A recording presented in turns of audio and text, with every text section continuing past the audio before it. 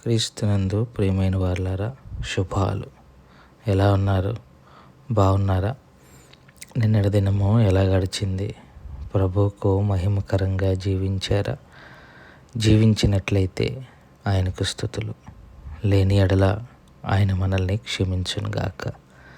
నేటి దిన ధ్యానాంశము మార్కు సువార్త 4వ అధ్యాయము 35 నుంచి 39 వచనాలు.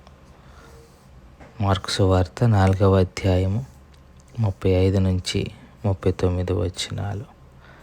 ఆ దినమే సాయంకాలమైనప్పుడు ఆయన అద్దరికి పోవదమని వారితో చెప్పగా, వారు జనులను పంపివేసి ఆయనను ఉన్నపాటున చిన్న దోణిలో తీసుకొని పోయిరి. ఆయన వెంబడి మరికొన్ని దోణిలు వచ్చెను. అప్పుడు పెద్ద తుఫాను రేగి ఆయన ఉన్న దోణి మీద అలలు కొట్టినందున దోణె నిండిపోయెను. ఆయన దోణె అమరమున తలగడ మీద నిద్రించుచుండెను. వారు ఆయనను లేపి, బోధకుడా, మేము నశించిపోవచ్చున్నాము, నీకు చింత లేదా అని ఆయనతో అనిరి. అందుకు ఆయన లేచి గాలిని గద్దించి నిశ్శబ్దమై ఊరకుండమని సముద్రముతో చెప్పగా, గాలి అణిగి మిక్కిలి నిమ్మలమాయెను. దేవుని వాక్యాన్ని మన వినికిడిలో దీవించి ఆశీర్వదించునుగాక. యేసుక్రీస్తు ప్రభువారు తన శిష్యులతో కలిసి పరిచర్య ప్రారంభించిన దినాలలో శిష్యులు ప్రభువారిని గురించి తెలుసుకుంటున్న రోజులు.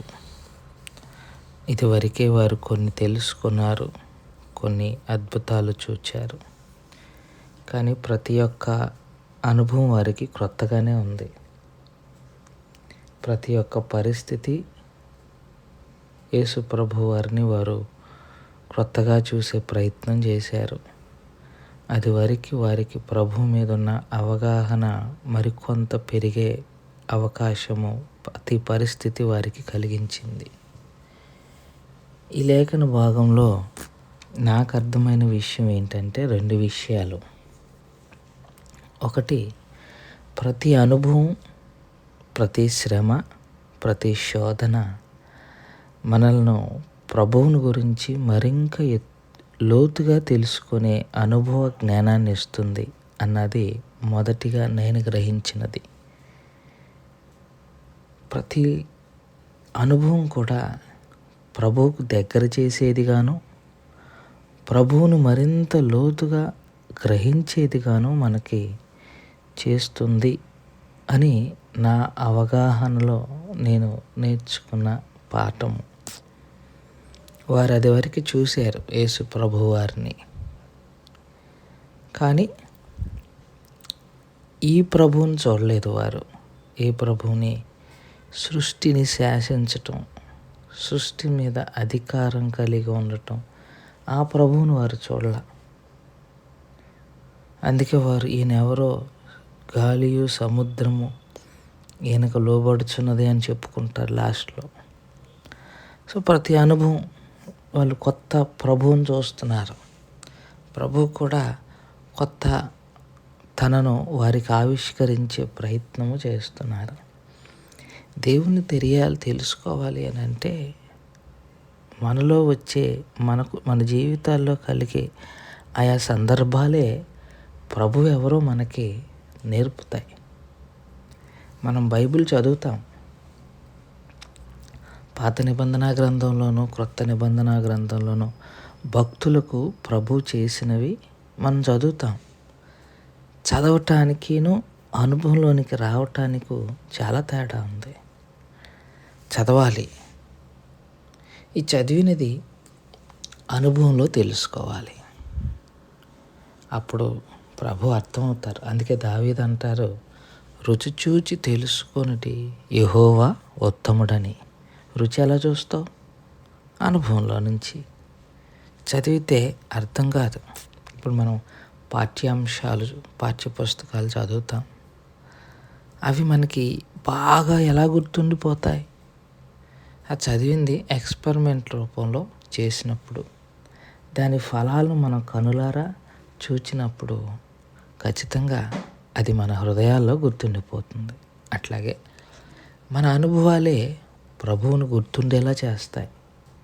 మన శ్రమలే, మన శోధనలే, మన అవసరతలే ప్రభువును కొత్తగా అనుభవించటానికి, తెలుసుకోవటానికి, ఆయన ప్రేమను, ఆయన ఆదరణను, ఆయన ప్రేమతో ఎఫెసీయులకు రాసిన పత్రికలో అంటారు, ఆయన ప్రేమ యొక్క ఎత్తు లోతు తెలుసుకొనుడి అంటాడు. అది తెలుసుకోవటానికి మన అనుభవాలే మనకు ఉపయోగపడతాయి. ఇది మొదటి పాఠం ఇందులో. రెండోది నాకు అర్థమైంది, వీరు భయపడ్డారు శిష్యులు. ఆ శ్రమ ఇది చూసి, ఆ ప్రళయాన్ని, ఆ తుఫాన్ని చూసి శిష్యులు భయపడ్డారు. భయపడటం, ఇక్కడ భయాన్ని గురించి ఆలోచన చేసినప్పుడు, భయము వారిని ఎంత ఇదిలోనికి నెట్టిందంటే, భయము తమ ముందున్న పరిష్కారాన్ని గుర్తించలేకపోయింది. శ్రమ వచ్చింది, దానికి పరిష్కారం ఎవరు? యేసు ప్రభు. పరిష్కారం మన దగ్గర ఉన్నప్పుడు భయపడాల్సిన అవసరం లేదు. కానీ ఇక్కడ భయం ఎంతటి పని చేస్తుంది అని అంటే, సమస్య తాలూకా పరిష్కారం మన కళ్ళ ముందున్న దాన్ని గుర్తించలేనటువంటి స్థితిలోనికి భయం మనల్ని నెడుతుంది. అందుకే ప్రభు భయపడొద్దు అంటాడు చాలాసార్లు. భయపడితే సమస్య పరిష్కారం అవ్వదు కదా, అంతేనా? సమస్య పరిష్కారం అవ్వాలంటే సమస్యను పరిష్కరించేదాన్ని వెతకాలి. సమస్య కళ్ళ ముందే ఉన్నది, కానీ భయము దాన్ని చూడనివ్వదు. భయమును తీసివేస్తే మన కళ్ళ ముందున్న సమస్యకు పరిష్కారం స్పష్టంగా చూడగలం. సాతానుగాడు మనకు కలుగు చేసేది భయమే. ఎందుకంటే వాడికి సమస్యకు పరిష్కారం వద్దు. అందుకే పౌలు అంటాడు, ఇరికింపబడిన వారమే కానీ పరిష్కారం లేని వారం కాదు, అపాయంలో ఉన్నవారమే కానీ కేవలం ఉపాయం లేని వారము కాము అంటాడు. అపాయంలో ఉన్నాం, కానీ ఉపాయం కూడా ఉంది, కానీ చూడలేం. ఎందుకు? భయం. భయాన్ని దూరం పెడితే విశ్వాసం పెరుగుతుంది ప్రభువు మీద. ఆ విశ్వాసమే మనల్ని భయాన్ని జయించేలాగా ఉపయోగపడుతుంది. సో ఈ రెండు పాఠాలు ఈ వాక్యం ద్వారా మనం గ్రహించుకోవచ్చు. దేవుడు అట్టి మాటల చేత మనల్ని బలపరచాలని ఈ మాటలను ఇంతటితో ముగించుకుంటున్నాను. దేవుడు దీవించి ఆశీర్వదించును గాక. ప్రార్థన చేసుకుందాం. మమ్మల్ని మిక్కిలిగా ప్రేమించిన మా ప్రియ పరలోకపు తండ్రి, మీ పాదాలకు స్తోత్రాలు, స్తుతులు చెల్లించుకుంటున్నాం.